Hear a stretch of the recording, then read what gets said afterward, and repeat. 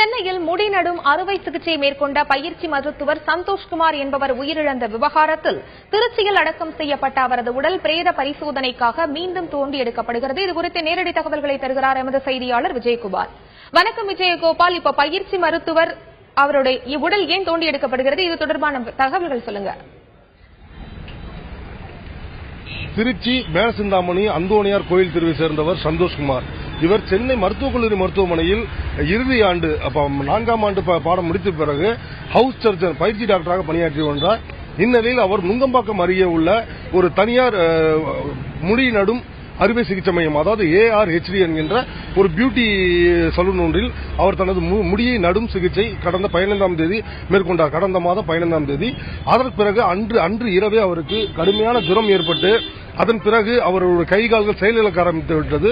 அதை தொடர்ச்சியாக அவர் 16ஆம் தேதி வேலூரில் உள்ள CMC மருத்துவமனையில் அவர் அனுமதிக்கப்பட்டு அங்கு சிகிச்சை பலனின்றி உயிரிழந்தார். அதை தொடர்ச்சியாக அவருடைய சொந்த ஊரான இந்த திருச்சி மேலசிந்தாமணியை ஒட்டியுள்ள இந்த சங்கரன் பிள்ளை சாலையில் உள்ள கல்லறை தோட்டத்தில் அவர் உடல் அடக்கம் செய்யப்பட்டிருக்கிறது. இது போன்ற பிரச்சனை முன்கூட்டியே வரும் என்பது தெரிந்ததனால் இவர்கள் ஏற்கனவே பிரேத பரிசோதனை செய்யவில்லை. அதன் காரணமாக இப்பொழுதுதான் முதல் முறையாக இவருக்கு பிரேத பரிசோதனை மேற்கொள்ளப்படுகிறது. இது குறித்து இவர்கள் கொடுத்த வழக்கு, அதாவது சென்னை மருத்துவக் கல்லூரி டீன் கொடுத்த நுங்கம்பாக்கம் காவல் நிலையத்தில் கொடுத்த வழக்கின்படி தற்பொழுது இந்த உடலானது தோண்டி எடுக்கப்படவிருக்கிறது. இந்த உடலை தோண்டி எடுப்பதற்காக தாசில்தார் சிவசங்கரன் மற்றும் VAO நரசிம்மன், அது மட்டுமல்லாது திருச்சி அரசு தலைமை மருத்துவமனை பிரேத பரிசோதனை நிபுணர் செல்வகுமார் தலைமையில் அவர்கள் இந்த உடலை தோண்டி எடுத்து அதன் பிறகு இந்த உடலில் உள்ள முக்கியமான உடற்கூறுகள் அவற்றை எடுத்து மாதிரிக்காக சென்னை அல்லது மைசூருக்கு அனுப்பி வைக்க உள்ளனர்.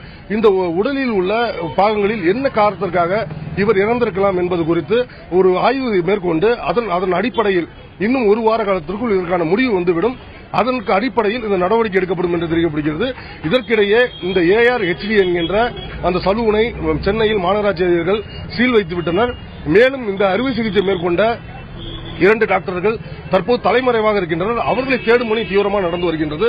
தற்போது நாம் நின்று கொண்டிருக்கிற இடம் இந்த கல்லறை தோட்டம். தற்பொழுது இந்த கல்லறை தோட்டத்தில் இன்னும் சிறிது நேரத்தில் இவர்கள் பிரேத பரிசோதனை செய்ய வர உள்ள நிலையில் இங்கு ஏராளமான மக்கள் கூடியிருக்கின்றனர். இதற்காக பாதுகாப்பு பணியில் போலீசாரும் ஈடுபடுத்தப்பட்டிருக்கின்றனர்.